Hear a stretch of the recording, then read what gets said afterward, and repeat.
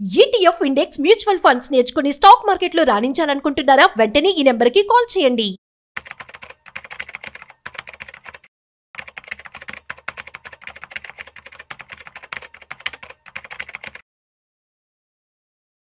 Sir నమస్తే sir. నమస్తే అండి. అనిల్ గారు, ఇవాళ మార్నింగ్ సియాన్ అగ్రో అనే కంపెనీకి సంబంధించిన ఆర్టికల్ ఒకటి చదివాను.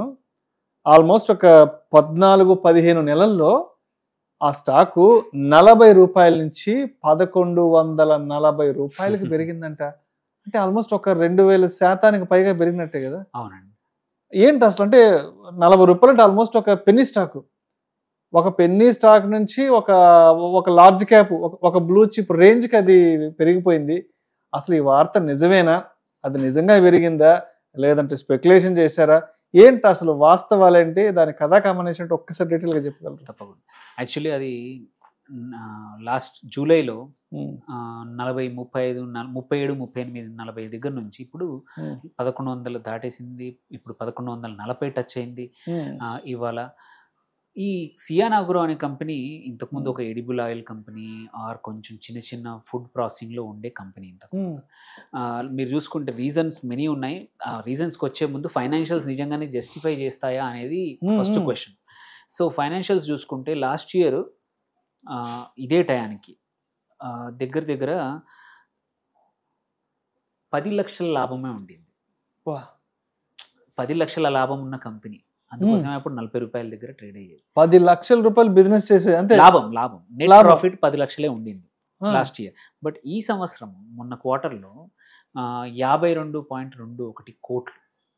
అంటే ఒక స్మాల్ స్కేల్ ఇండస్ట్రీ రేంజ్ 10 లక్షలు అంటే అంతే కదా. అంతే. ఫస్ట్ 10 లక్షల నుంచి సడన్ గా ఇప్పుడు 52 crores పెరిగింది.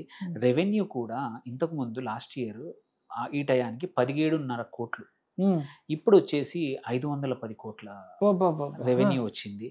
సో ఇందులో రీజన్స్ ఏంటంటే, first thing central government ethanol blending అనే దాన్ని పుష్ చేసింది ఈ మధ్య. ఇథనాల్ బ్లెండింగ్ పుష్ చేసినప్పుడు ఏంటంటే, సియాన్ అగ్రో వచ్చేసి ఇథనాల్ ప్రొడక్షన్లో one of the key company అయిపోయింది సప్లైకి. ఓకే. సో ఇందులో కూడా ఏంటంటే CO2 క్యాప్చర్ టెక్నాలజీతో ఇథనాల్ తయారు చేసింది అనమాట. మామూలుగా ఇథనాల్ ఏంటి, మన షుగర్ కేన్ వ్యర్థాల ద్వారా, షుగర్ కేన్ మొలాసెస్ ద్వారా చేస్తూ ఉంటారు. సో దాంతోపాటు ఏంటంటే ఇంకొక మేజర్ కీ రీజన్ కూడా ఏంటంటే, ఇది ఓన్డ్ బై ఎవరి పిల్లలు అంటే నితిన్ గడ్కరీ, ఎవరైతే రవాణా శాఖ, కేంద్ర ఉపరితల రవాణా శాఖ మంత్రి ఎవరైతే ఉన్నారో, అతని పిల్లల వాళ్ళ family company cyan agro.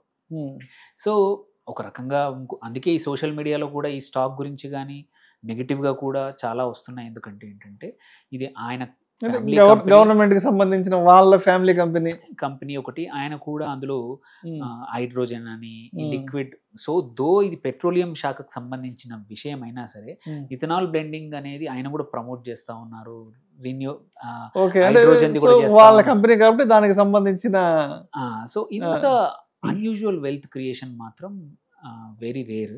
So వాటికి రావడం అనేది ఫైనాన్షియల్ సపోర్ట్ చేస్తున్నాయి, బట్ సపోర్ట్ చేసినా కూడా over valued stock is super over valued. So ఏంటంటే, ఒక లాస్ట్ ఇయర్ సెప్టెంబర్ నుంచి కూడా 128 నుంచి 1100 పాయింట్ల పైన పెరిగింది. సో ఇది అన్యూజువల్. ఇది సపోర్ట్ చేసేట్టు డేటా మాత్రం లేదు, దో స్ట్రాంగ్ మొమెంటం ఉంది. ఎందుకంటే బికాస్ అది supported by government policy. But ఈ గవర్నమెంట్ పాలసీ ఏదైతే ఇథనాల్ బ్లెండింగ్ ఉందో దాని మీద పబ్లిక్ మూడ్ మాత్రం చేంజ్ అవుతుంది. ఇంతకుముందు ఎవరైతే ఇథనాల్ బ్లెండింగ్ ఎంకరేజ్ చేసిన వ్యక్తులు కూడా ఇంజన్స్ పాడవుతున్నాయని, సో మచ్ అది ఎంత నిజం అనేది ఫర్దర్ రీసెర్చ్ అవసరం.